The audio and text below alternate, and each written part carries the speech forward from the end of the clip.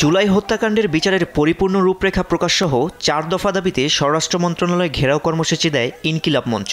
বিকেলে ঢাকা বিশ্ববিদ্যালয়ের রাজু ভাস্কর্য থেকে বিক্ষোভ মিছিল নিয়ে সচিবালয় ঘেরাও করতে গেলে শিক্ষা ভবনের সামনে তাদের আটকে দেয় পুলিশ। এ সময় বিচারিক কার্যক্রম এখনো শুরু না হওয়ায় ব্যর্থতার দায় নিয়ে স্বরাষ্ট্র উপদেষ্টার পদত্যাগ দাবি করা হয়। উপদেষ্টাকে উদ্দেশ্য করে পুলিশের মাধ্যমে পাঠানো হয় চুরি। বিচারিক কার্যক্রম শুরু করার জন্য 20 ফেব্রুয়ারি পর্যন্ত সময় বেঁধে দেন নেতারা। অন্যথায় জুলাই আন্দোলনের শহীদদের পরিবার ও আহতদের নিয়ে কঠোর আন্দোলন গড়ে তোলার হুঁশিয়ারি দেন তারা।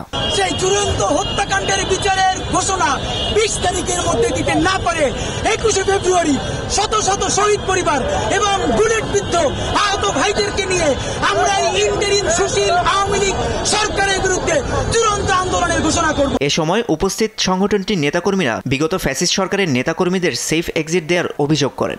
যারা এর সাথে জড়িত তাদের চিহ্নিত করে বিচারের দাবিও জানান তারা।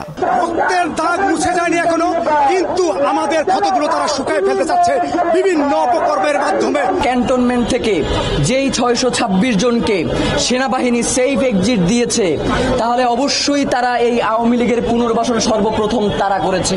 কিভাবে আওয়ামী লীগ, নিষিদ্ধ ছাত্রলীগ সহ অন্যান্য লোকজন যারা ফ্যাসিবাদের প্রত্যক্ষ সহযোগী এবং ছাত্র জনতার উপর হামলাকারী ছিল, তারা কিভাবে এখনো পাবলিক ফাংশনগুলোতে, এমনকি নেভির এই ধরনের প্রোগ্রাম তাদের ছত্রছায়ায় কিভাবে অংশগ্রহণ করে। এ সময় দায়িত্বরত পুলিশ কর্মকর্তারা আন্দোলন না করে দাবি আদায়ের সংশ্লিষ্ট কর্তৃপক্ষের সঙ্গে আলোচনা করার পরামর্শ দেন।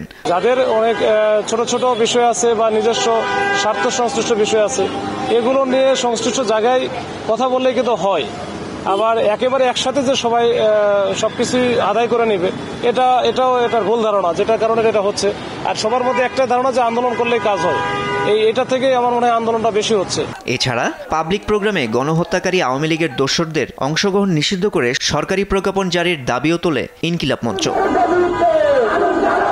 মাহির সাজিদ, দেশ টিভি, ঢাকা।